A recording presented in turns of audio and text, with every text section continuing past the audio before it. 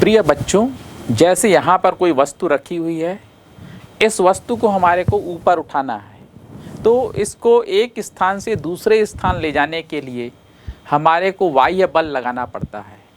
इस बाह्य बल के द्वारा जो कार्य करेंगे वह कार्य इसमें स्थितिज ऊर्जा के रूप में संचित हो जाता है।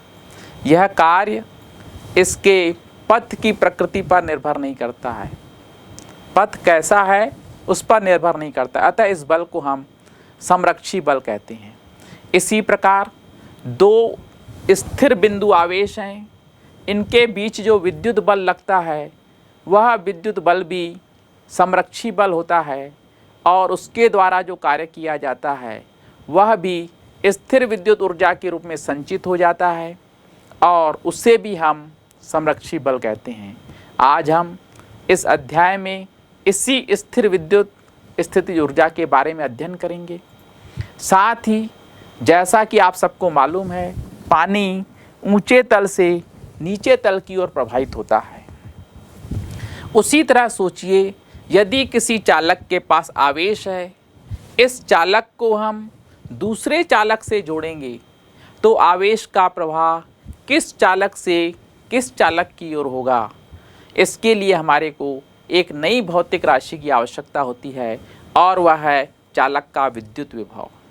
इस तरह किसी चालक का विद्युत विभव उसकी वह विद्युतीय अवस्था है जो यह बताती है कि पहले चालक को जब दूसरे चालक से जोड़ा जाएगा तो आवेश का प्रवाह किस ओर से किस ओर होगा।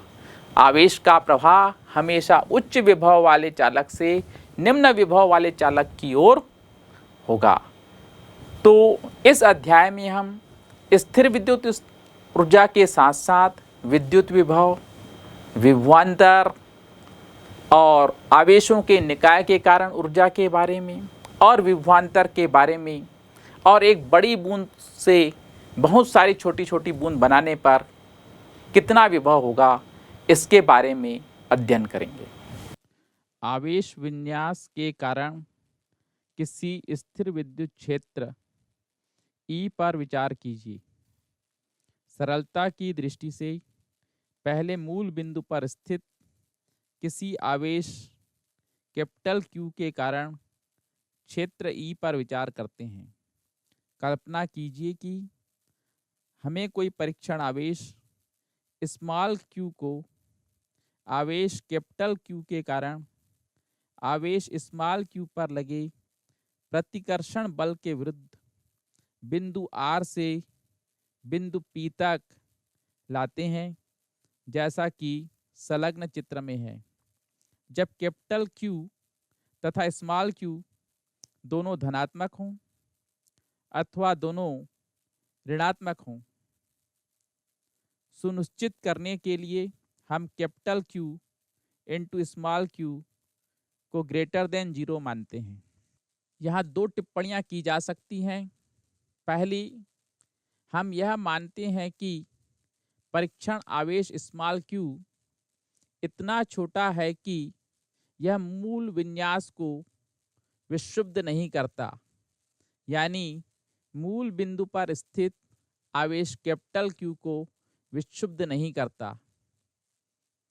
अन्यथा हम किसी अनिर्दिष्ट बल द्वारा आवेश कैपिटल Q को मूल बिंदु पर दृढ़ करें।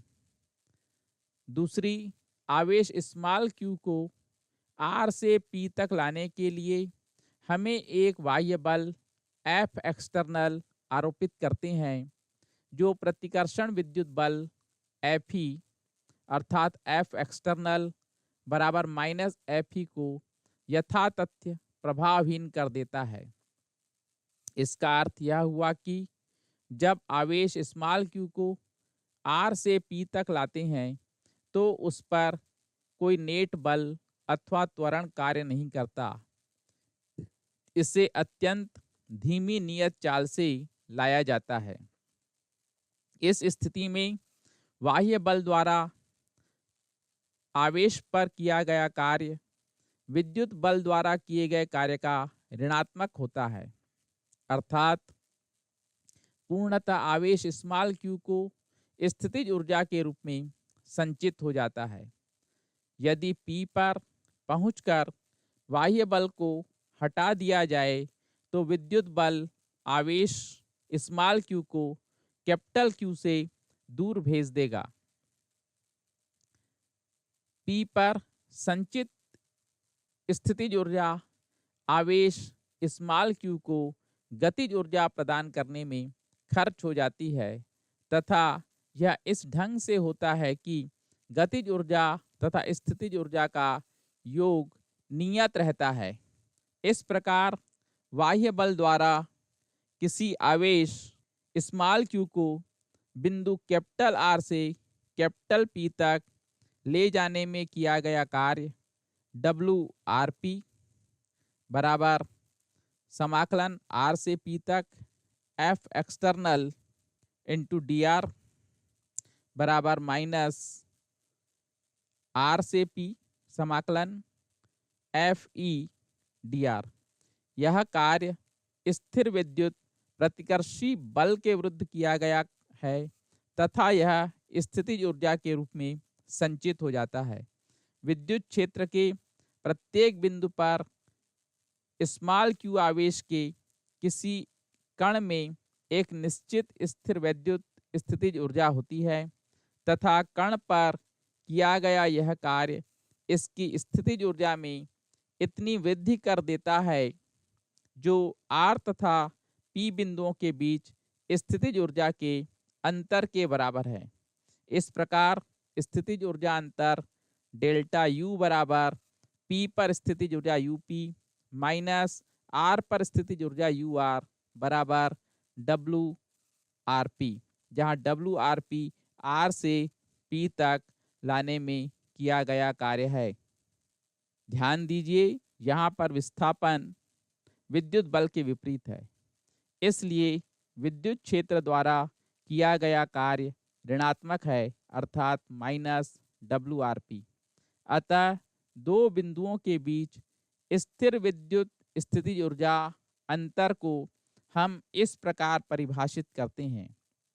किसी यादृशिक आवेश विन्यास के विद्युत बल क्षेत्र में यह अंतर आवेश स्मॉल q को एक बिंदु से दूसरे बिंदु तक बिना त्वरित किए ले जाने के लिए आवश्यक बाह्य बल द्वारा किए जाने वाले न्यूनतम कार्य के बराबर होता है।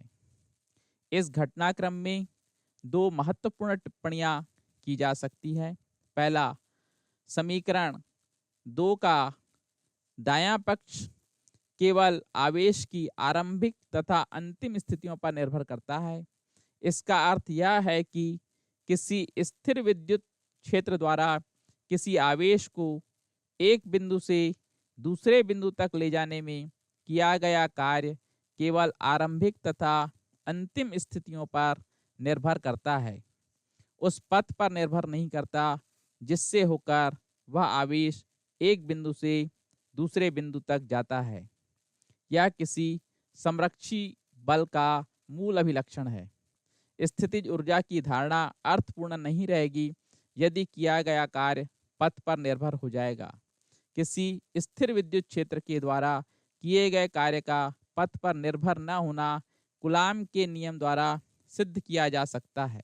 समीकरण 2 स्थितिज ऊर्जा अंतर की परिभाषा भौतिकी के नियमों के अनुसार अर्थपूर्ण राशि कार्य के पदों में करती है। स्पष्टतः इस प्रकार परिभाषित स्थितिज ऊर्जा किसी योज्यता स्थिरांक के अंतर्गत अनिश्चित होती है।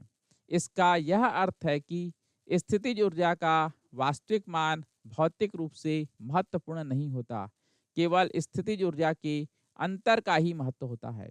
हम सदैव ही कोई यादृशिक स्थिरांक अल्फा हर बिंदु पर स्थितिज ऊर्जा के साथ जोड़ सकते हैं, क्योंकि इससे स्थितिज ऊर्जा के अंतर के मान में कोई परिवर्तन नहीं होगा।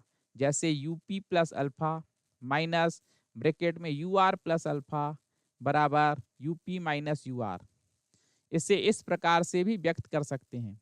स्थितिज ऊर्जा को किसी बिंदु पर शून्य माने। इस बिंदु के चयन की स्वतंत्रता होती है। एक सुविधाजनक चयन यह है कि हम अनंत पर स्थिर विद्युत स्थितिज ऊर्जा को शून्य माने।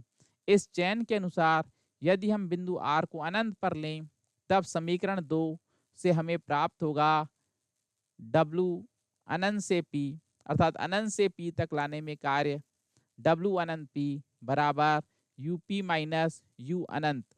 अनंत पर स्थितिज ऊर्जा शून्य होगी, इसलिए बराबर UP माइनस 0 बराबर UP। चूंकि यहाँ पर बिंदु P यादृशिक है, समीकरण 3 से हमें किसी बिंदु पर आवेश Q की स्थितिज ऊर्जा की परिभाषा प्राप्त होती है। किसी बिंदु पर आवेश Q की स्थितिज ऊर्जा किसी आवेश विन्यास के कारण क्षेत्र की उपस्थिति में बाह्य बल द्वारा आवेश Q को अनंत से उस बिंदु तक ले जाने में किए गए कार्य के बराबर होती है। किसी व्यापक स्थिर आवेश विन्यास पर विचार कीजिए। हमने किसी परीक्षण आवेश स्मॉल q पर स्थितिज ऊर्जा को किए गए कार्य के पदों में परिभाषित किया था। यह कार्य स्पष्ट रूप से आवेश स्मॉल q के समानुपाती है। चूंकि आवेश q पर किसी भी बिंदु पर QE बल कार्य करता है, यहाँ E आवेश विन्यास के कारण उस बिंदु पर विद्युत क्षेत्र है। अतः किए गए कार्य को आवेश स्मॉल q से विभाजित करना सुविधाजनक होता है, क्योंकि परिणाम स्वरूप जो राशि प्राप्त होती है वह q पर निर्भर नहीं करती। दूसरे शब्दों में, प्रति एकांक आवेश पर किया गया कार्य आवेश विन्यास से संबद्ध विद्युत क्षेत्र का अभिलाक्षणिक गुण होता है। इससे हम दिए गए आवेश विन्यास के कारण स्थिर विद्युत विभव की धारणा प्राप्त होती है। समीकरण 1 WRP R से P तक ले जाने में किया गया कार्य बराबर माइनस समाकलन R से P F एक्सटर्नल DR। यदि हम इसको R से P निकाला गया जो हमने कार्य देखा था, ये बराबर था UP माइनस UR। ये Q आवेश को ले जाने में कार्य है। Q आवेश को R से P तक ले जाने में कार्य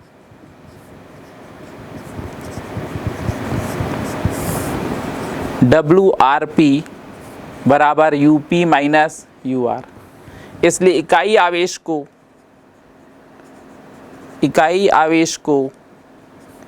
R से P तक ले जाने में कार्य बराबर WRP बटे Q बराबर UP माइनस UR बटे Q। यदि हम बिंदु R को अनंत पर माने तो UR बराबर U इन्फिनिटी बराबर 0 होता है। तो ये आपका, इसी को विभव कहते हैं। इकाई आवेश को एक बिंदु से दूसरे बिंदु तक ले जाने में कार्य बराबर उस बिंदु पर विभव V बराबर WRP बटे Q। तो इस प्रकार से विभव का सूत्र हो गया, विभव बराबर कार्य बटे आवेश।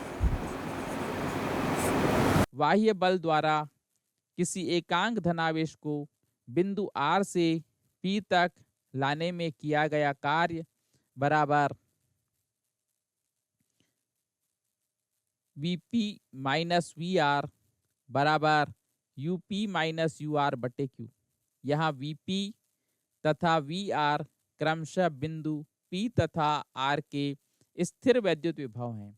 ध्यान दीजिए, यहाँ भी पहले की भांति विभव का वास्तविक मान उतना महत्वपूर्ण नहीं होता जितना कि भौतिक नियमों के अनुसार विभवांतर महत्वपूर्ण होता है। यदि पहले की भांति हम अनंत पर विभव को शून्य चुने, तब समीकरण 4 से यह उपलक्षित होता है कि बाह्य बल द्वारा किसी एकांक धनावेश को अनंत से किसी बिंदु तक लाने में किया गया कार्य उस बिंदु पर स्थिर वैद्युत विभव V कहलाता है।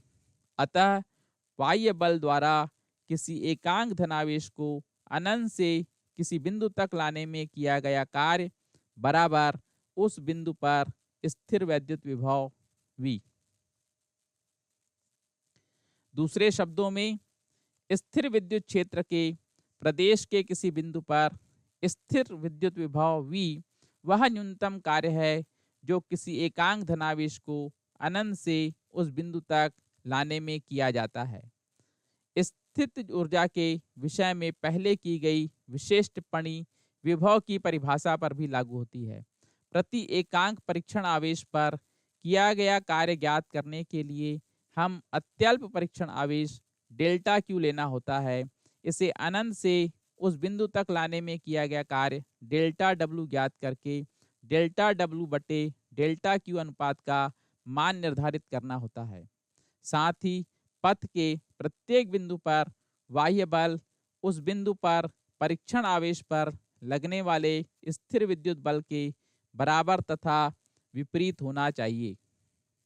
आइए अब हम देखते हैं विभव का मात्रक। तो विभव का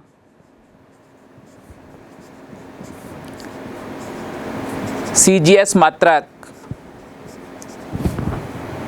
स्थित वोल्ट, जिसको अपन ESU भी कहते हैं या स्थिर वैद्युत मात्रक कहते हैं। विभव का SI मात्रक वोल्ट। तो अभी आपने सूत्र पढ़ा था, विभव बराबर कार्य बटे आवेश। तो 1 वोल्ट बराबर 1 जूल बटे 1 कूलाम। 1 वोल्ट बराबर 1 जूल। अब आप यदि हमारे को CGS मात्रक चाहिए तो जूल को हम अर्ग में बदलेंगे। तो आप जानते 1 जूल बराबर होता है 10 की घात 7 अर्ग। वैसे ही 1 कूलाम बराबर होता है 3 गुणित 10 की घात 9 स्थित कूलाम।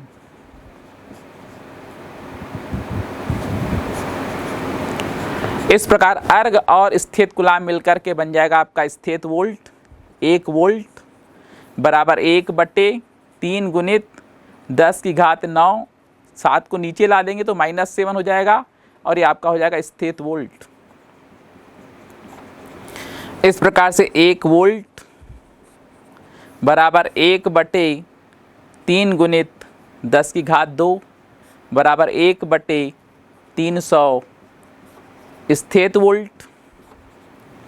इस तरह 300 वोल्ट बराबर 1 स्थित वोल्ट। इससे पता चलता है कि विभव का जो MKS मात्रक है वोल्ट वो छोटा होता है और उसका जो CGS मात्रक है स्थित वोल्ट बड़ा होता है। तो ये था आपका विभव के CGS मात्रक और SI मात्रक में संबंध। अभी हमने विभव के CGS और SI मात्रक में संबंध देखा था। आइए अब हम देखते हैं विभव का विमीय सूत्र। आपने देखा विभव V बराबर W बटे Q, इसलिए विभव का विमीय सूत्र बराबर जूल बटे कूलाम। जूल कार्य का मात्रक है, कूलाम आवेश का मात्रक है। यहाँ पर कार्य का विमीय सूत्र आ जाएगा m⁻⁴ L⁻²⁵ T⁻²। उसी प्रकार आवेश का विमीय सूत्र आ जाएगा a इंटू टी। इसको हल करेंगे तो m to the power 1, l to the power 2, t to the power -2 है, नीचे से t ऊपर जाएगा तो -1 हो जाएगा, इस तरह t to the power -3, a to the power -1। इस तरह विभव का विमीय सूत्र निकला m to the power 1, l to the power 2, t to the power -3, a to the power -1। आप देख रहे हैं हमारे को विद्युत विभव की गणना करनी रहती है। पृथ्वी का जो विद्युत विभव है हम 0 वोल्ट लेते हैं। किसी चालक का विभव धनात्मक है, अर्थात उस चालक को पृथ्वी से जोड़ने पर विद्युत का प्रवाह चालक से पृथ्वी में जाएगा या इलेक्ट्रॉन पृथ्वी से धनावेशित चालक में जाएगा। इसी तरह ऋणावेशित विभव वाले चालक को पृथ्वी से जोड़ने पर विद्युत पृथ्वी से चालक में जाती है। आवेश का प्रवाह सदैव उच्च विभव से निम्न विभव की ओर होता है। हमने अभी विभव और तीव्रता में संबंध देखा था। अब हम देखते हैं विभव प्रवणता, पोटेंशियल ग्रेडियंट। प्रति इकाई दूरी पर विभव में होने वाला परिवर्तन विभव प्रवणता कहलाता है। यह एक सदिश राशि है जिसकी दिशा निम्न विभव से उच्च विभव की ओर होती है। इसका SI मात्रक वोल्ट प्रति मीटर है। माना कि dr दूरी पर विभव परिवर्तन बराबर -dV, इसलिए इकाई दूरी पर विभव परिवर्तन बराबर -dV बटे dr। इस तरह विभव प्रवणता बराबर -dV बटे dr। किसी चालक के विभव को प्रभावित करने वाले कारक। किसी चालक का विभव निम्न कारकों से प्रभावित होता है। पहला, आवेश की मात्रा। किसी चालक को जितना अधिक आवेश दिया जाता है उसका विभव उतना ही अधिक होता है। दूसरा, चालक का क्षेत्रफल। किसी चालक का विभव उस चालक के क्षेत्रफल के व्युत्क्रमानुपाती होता है, क्योंकि प्रति इकाई क्षेत्रफल पर आवेश का मान घट जाता है। मोटे चालक का विभव कम होता है क्योंकि उसका क्षेत्रफल अधिक होगा। वह पतले चालक का विभव जिसका क्षेत्रफल कम है उसका विभव ज्यादा होता है क्योंकि उसका क्षेत्रफल कम होता है। आवेशित चालक के समीप अन्य चालक लाने पर, जब किसी आवेशित चालक के नजदीक अन्य चालक लाते हैं तो आवेशित चालक का विभव कम हो जाता है, क्योंकि प्रेरण के द्वारा आवेश वितरित हो जाता है। अगला, चालक के चारों ओर का माध्यम। किसी चालक के चारों ओर के पारविद्युतांक वाला माध्यम रखने पर उसका विभव वायु में विभव का 1/k गुना हो जाता है। यदि माध्यम में विभव V माध्यम और वायु में विभव V वायु, तो V माध्यम बराबर V वायु बटे K, जहाँ K माध्यम का पारविद्युतांक है।